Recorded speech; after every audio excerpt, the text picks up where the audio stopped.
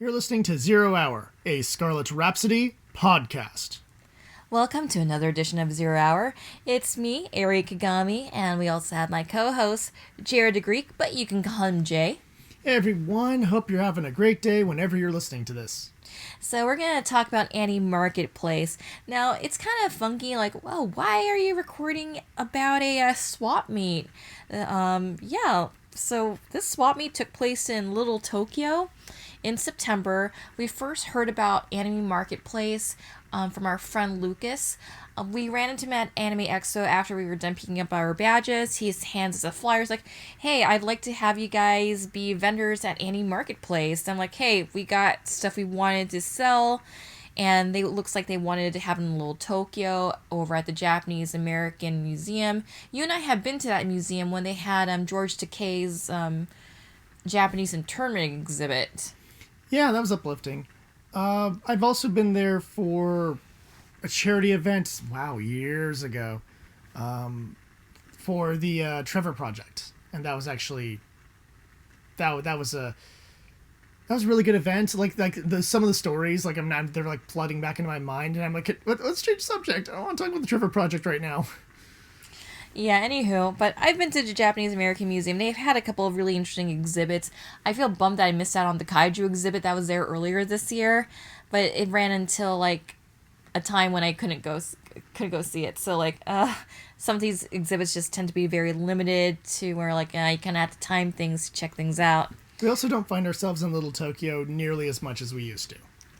Yeah, we kind of grown out of Little Tokyo a long time ago. It's not really our go-to for hanging out.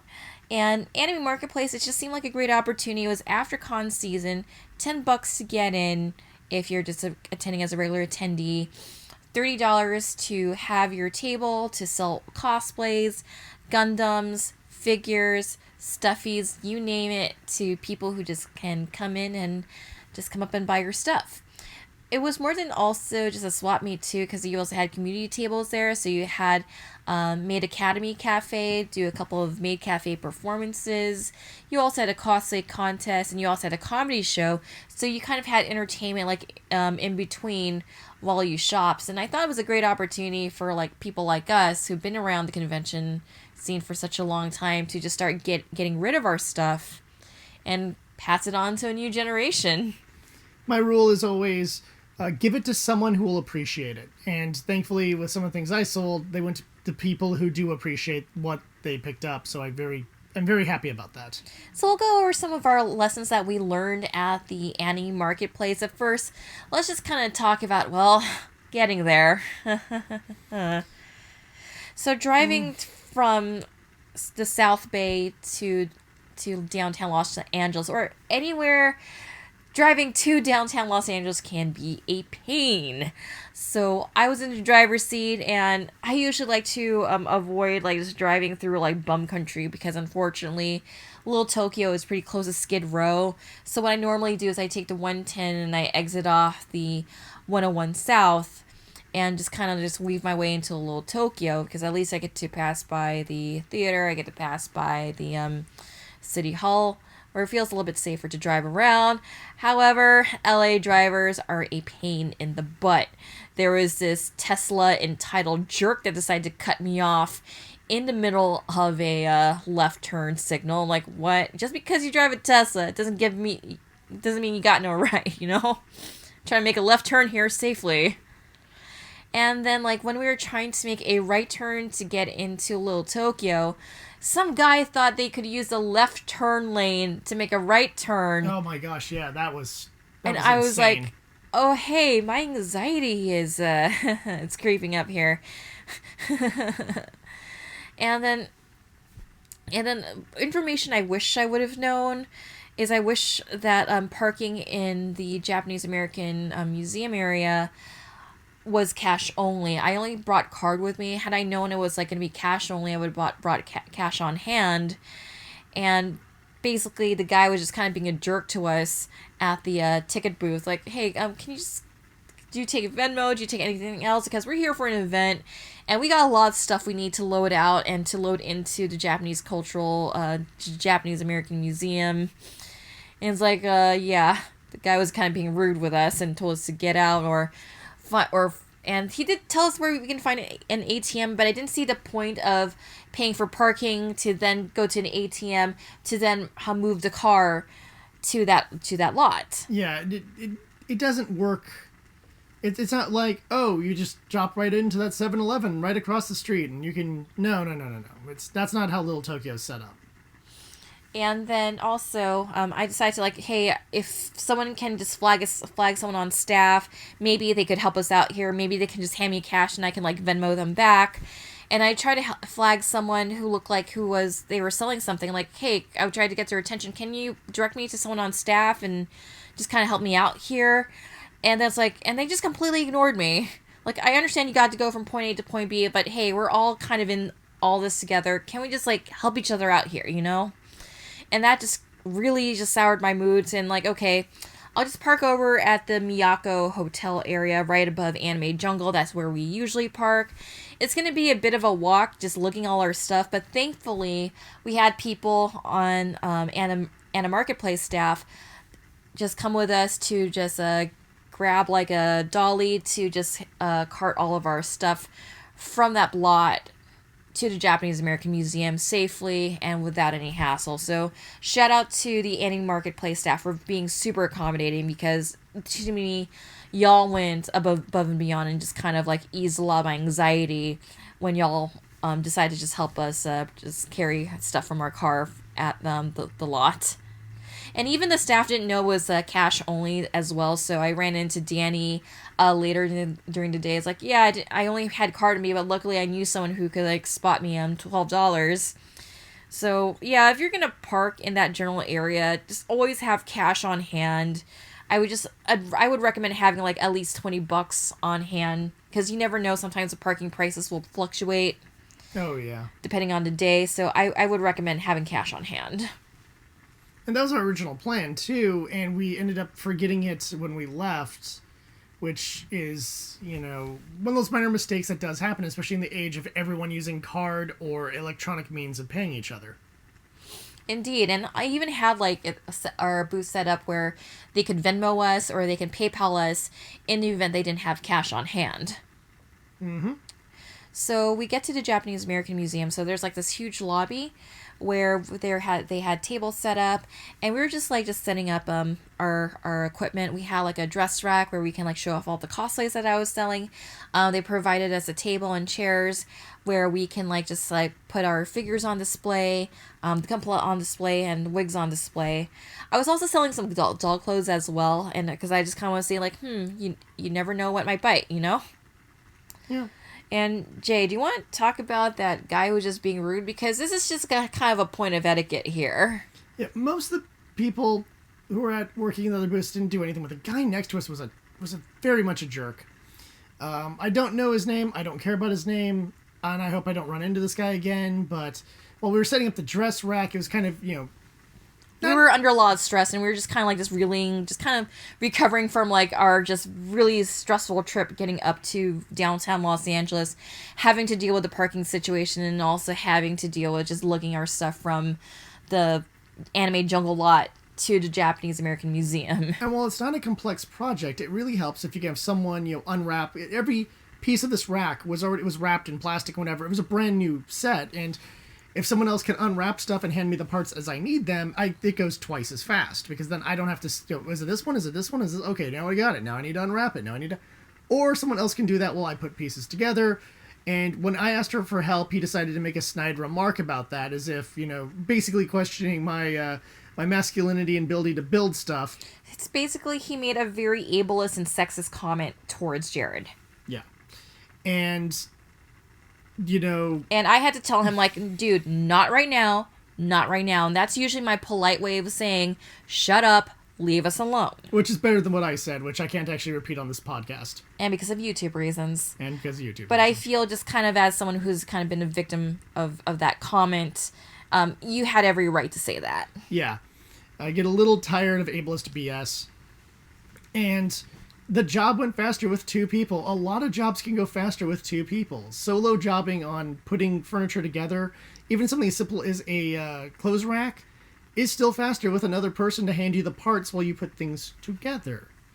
It's not like a huge secrets that only I know. Everyone knows that. One extra set of hands can be very helpful. We got it together. We got the clothing hung up on it. We set up the tables with all our things nice and organized. Yeah, so basically what I did, because those are, yeah, I like your setup too, and I was just kind of thinking how we wanted to set this up. So I had my laptop with me, and I had an Excel spreadsheet right in front of us, which kind of listed like everything that we were selling and with the price points that we were trying to aim for. I also had like printouts of like our Venmo, our PayPal, if anyone wanted to pay electronically. But for the most part, people paid in cash, and that's perfectly fine. Like, I don't mind having cash on hand. I actually did sneak away from the table a bit to kind of like just check out programming to support people who were there. So I kind of peeked into the Maid Cafe. It wasn't really so much of a cafe. So there was this group called Maid Academy Cafe, and they were just pretty much like just doing like a cabaret of sorts in their program room. So that could mean like, okay, when the girls goes up for karaoke, maids do a dance, another group of maids do a dance, another goes up for karaoke. So it's more like Maid Academy, like cabaret night or something. And that was pretty interesting. And the same cafe, they're also going to be doing an event out in Brea on the 26th. So if you're in Orange County and just want to check out a Maid Cafe, check out Maid Academy Cafe over in Brea on Sunday the 26th. Yeah, that'd probably be fun. So there's a couple other events that was going on, because I know my colleague Jet was also trying to solicit people for the cosplay contest, which had a first and second and third place. I was looking at some of the other tables. A lot of tables had like a lot of stuffies, a lot of the figures. There was another table that had like a lot of Goth Lolita dresses here and there, and I was selling cosplays. I was trying to get rid of my old cosplays, and I was kind of in the mindset of everything must go. And then what were you selling, Jay? I was selling some old figures, some of which were gifts, some of which were prizes for various masquerades or A&V contests we've done.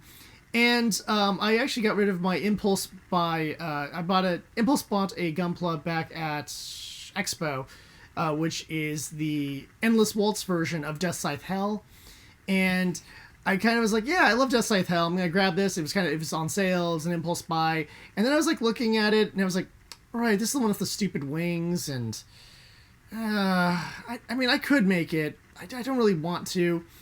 And I was like, you know what? There's a lot of Gundam fans, Gundam Wing fans specifically out there. And if someone wants this kit and wants to give it a good home and is going to build it, that'll make me so much happier than me kind of being like, yeah, I guess I'll build it.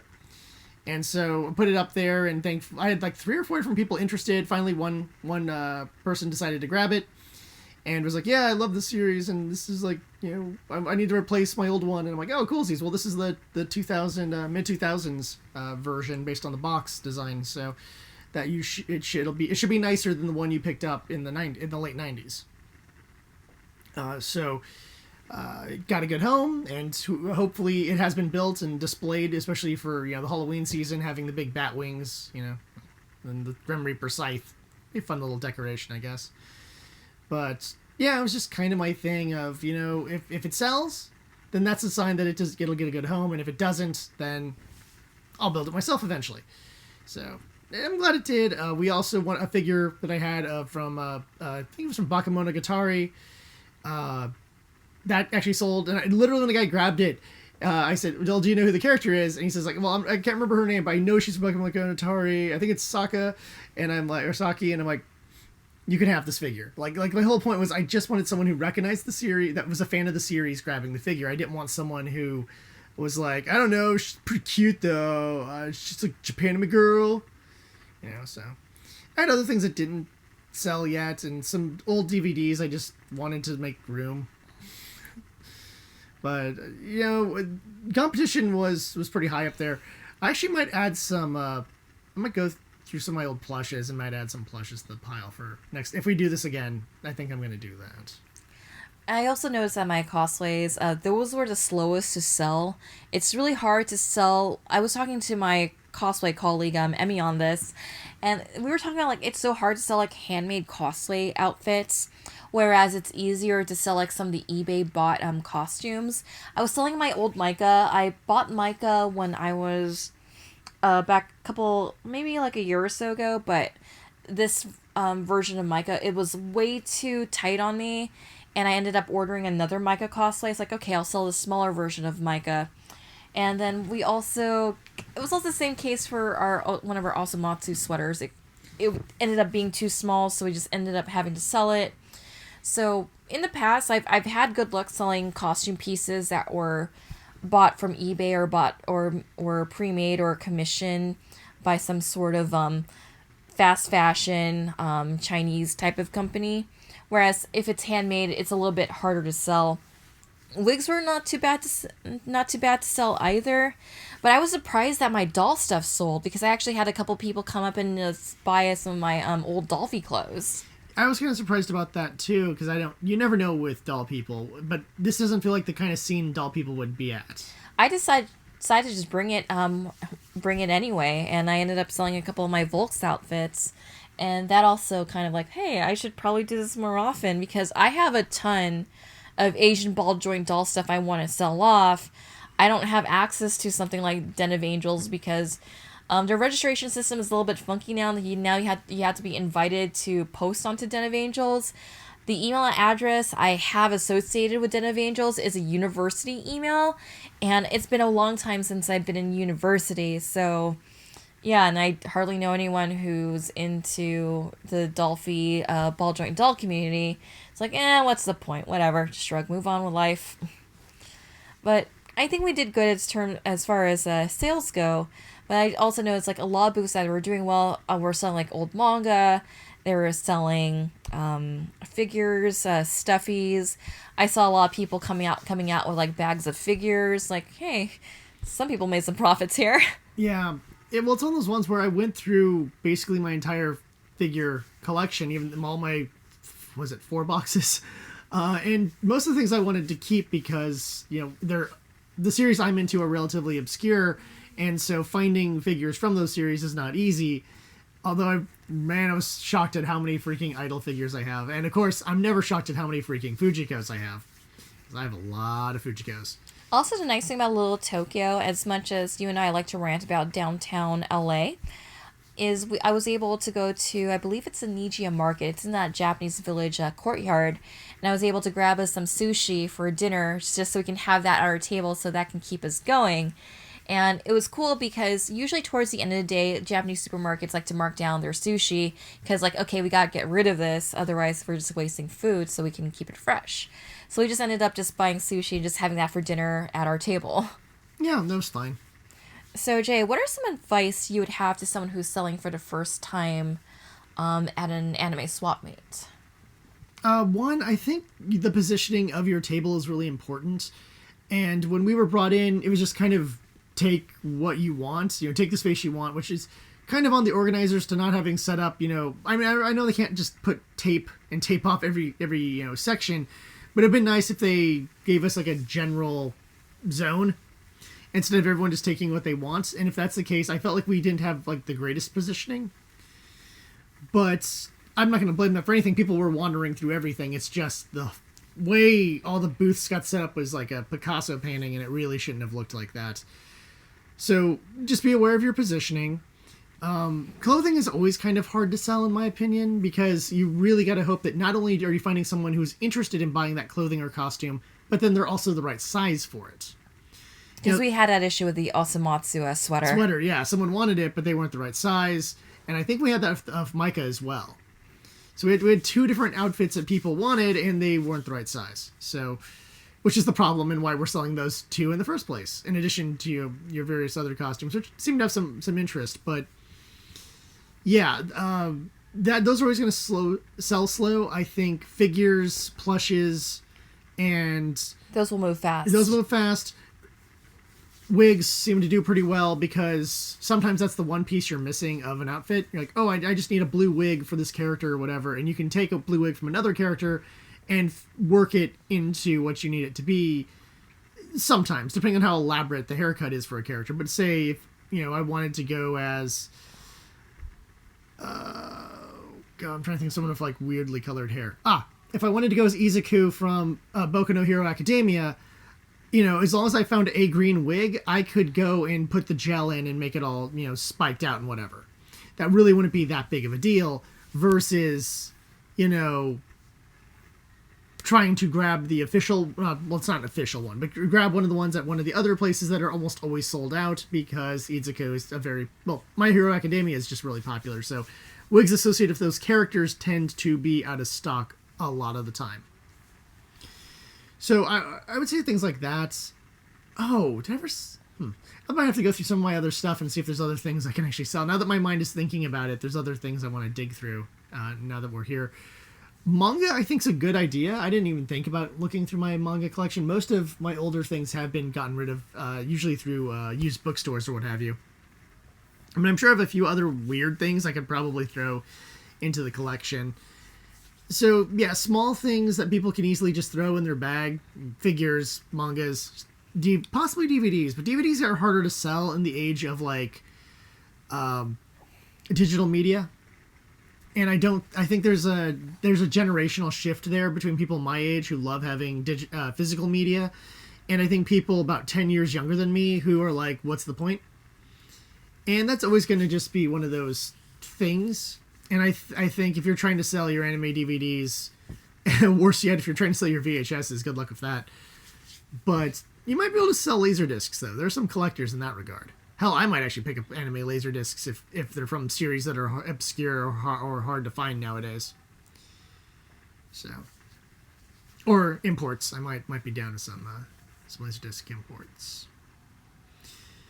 But yeah, I think it's positioning, bring some snacks, and just be aware of what people seem to be interested in. For me, some advice I'd have for a first-timer is to, just kind of do some KonMariing around your surroundings. Just kind of see okay, does this thing still spark joy to me? Maybe I could sell it off. Maybe it'll give someone else some joy. So that's what I was going through when I was trying to determine what cosplays I want to sell. Okay, does this still spark joy? Is this something I'm going to remake? And yeah, I was just kind of just sort of sorting through my cosplays and through my wigs for that. So I was just kind of using the KonMari rule of, does it still spark joy? And if not, sell it in the pile. I like how we went to this question in two different ways. You went into the how to put what in the pile, and I went with the how to get rid of the pile. And then another piece of advice I have is, I did mention earlier that I had a sheet that had our PayPal and Venmo account, because as we mentioned earlier, we kind of live in this digital currency age. So to just be mindful, Venmo and PayPal. So I had that on there if anyone wanted to pay either way. And even though all of our transactions were cash, I also had an Excel sheet to also write down the contact information of the buyer if there was an issue within the digital transaction. So I also having that Excel right in front of you, so you know what sells. You can keep track of how much you're making, and also just kind of how much things go for. So that's also was something I had in mind. Something that we didn't do, but we didn't bring, but we were planning on it, but we had kind of have to leave the house right away. Is bring a tablecloth, because a lot of times you'll get the plain tables, and just to make your things look more aesthetically nicer and more and get some presentation points. Get some tablecloth or fabric and just put it over the table. Yeah, I'd agree with that one. That was one of our original plans, and just... You kind of have to leave the house a little bit. We were just kind of a little bit rushing a bit to get out. Life stuff. Anywho, so Animarketplace. Many thanks to Animarketplace for also helping us move our stuff from the museum back to our car. We really appreciate help from the staff, especially Danny, who just put our stuff back in the car. I don't know how we would have done it if it was just the two of us trying to carry everything back. Especially that dark in the evening, because I know you have issues navigating in the dark. Because it would have been easier if we were just parked in that parking space that was adjacent to the Japanese American Museum. Yeah, we just would have gone in shifts. You'd carry one thing while I'm breaking down other stuff, and then you'd carry down another box, and then we'd grab the last two boxes, and we'd be fine. Yeah, but we had to cross the street and to go up the elevators to then go to the parking lot, and thankfully I strategically decided to park close to the elevator. Yeah, it was, like I said, It saved us not only a lot of time, but a lot of trouble and a lot of stress. And that's the one thing I will say. I really do like the staff for this event. Everyone I met on staff was very friendly. Some of the people were people we already knew from, anime cons or other events, but for the most part, everyone was there. They're helpful. They helped us get stuff out of our car, even though we were further away, bring stuff back to the car. We got our information like that. We were able to move in and set up our table zone, with no problems.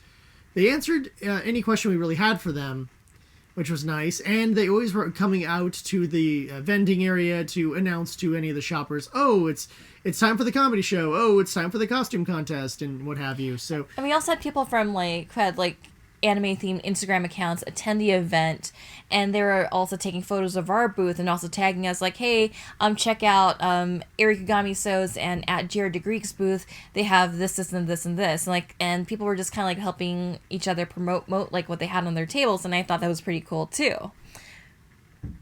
And that vibe really made up for what happened earlier in the day when I was just stressed. Why isn't anyone helping me out here? Yeah, it was very nice to have great staff and some good customers and stuff like that. Sometimes you just get in conversations with them over different things, which is always kind of nice. We got into a doll conversation. We got into a Gunpla conversation. Believe we got into just some generic, anime related conversations. So it was kind of nice. I really enjoyed it. It was different. I haven't had to be kind of on the other side of the table in a long time. The last time I did it was helping my friend's Artist Alley booth at anime something or other, 2000, let's just say 8. And so because of that, that's a long time. It's been probably 11 years since I've had to really work a table at any event. And even that one, I was just helping him out because he was just bored and there was nothing to do at that convention.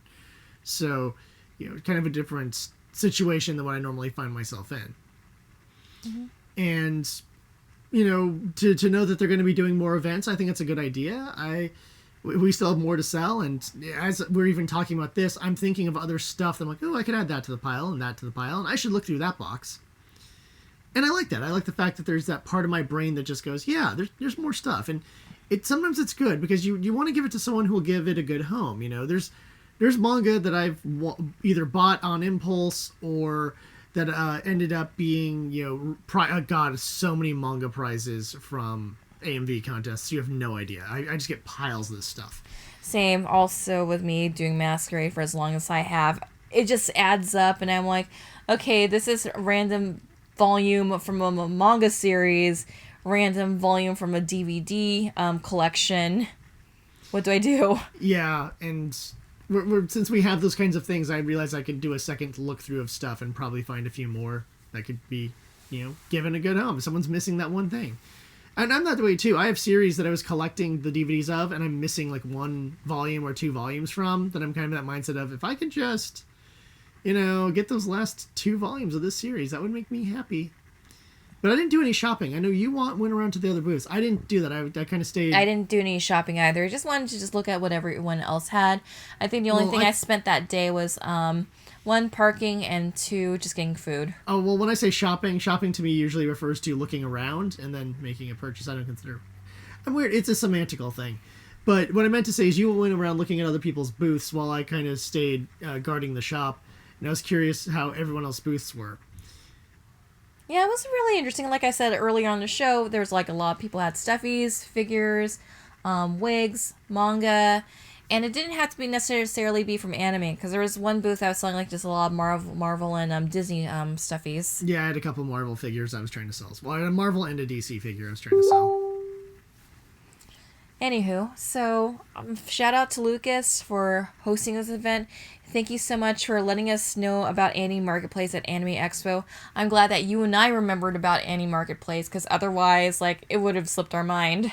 Yeah, it was one of those ones where this was kind of a small event, and it turned out really good, and I'm glad we ran into Lucas that time, because he's a longtime friend, and finding him randomly after getting our badges at Expo, I mean, the sheer amount of people that are at Expo, the odds of running into someone that quickly is not usually likely, and yet there it happened, and we had the little flyer, which, helped us set things up and get the show on the road. Indeed, it did. And it's always nice to be at an event where they have an opportunity for people to sell like old stuff, like having a swap meet. We don't have a lot of opportunities like that in Southern California to have like a nerd themed swap meet, and I'd like to see more of that pop up because we always talk about like cosplayers supporting each other, nerds supporting each other. Like, why not we just sell our old stuff because someone else might appreciate what we have in like our to sell pile. Probably give it a good home, right? That's the goal. All right, so if you're interested in selling any anime wares, nerd wares, or just things you want to get rid of, follow Animarketplace on Instagram and on Facebook. Also in November, I think it's sometime in mid-November, I have to look it up again, TitanCon, they're hosting OMG over at the Source in Buena Park. So this is in Orange County. They're doing another swap meet type thing. The staff at Animarketplace is also helping out this event as well. Tables are $30, and it's also bring your own table. So the Source over in Buena Park, I know parking's free. Is at there's a parking structure where you can just easily load things in. And I've been to the Source before, and there's plenty of food. There's plenty of boba tea if that's your jam. It's everyone's jam. The boba tea is awesome. So highly recommend checking out OMG as hosted by TitanCon. And yeah, follow Animarketplace on their socials. And we hope to see you there because they're hoping to do these like at least more than once a year at the Japanese American Museum. And there's also talks about doing a similar event over in Torrance. Yeah, it's great to see it grow, and hopefully it will continue to grow. And again, this has been Eri Kagami and Jared DeGreek for 0 Hour. And remember, the con is what you make of it, so make it a good one. We'll see you at the con.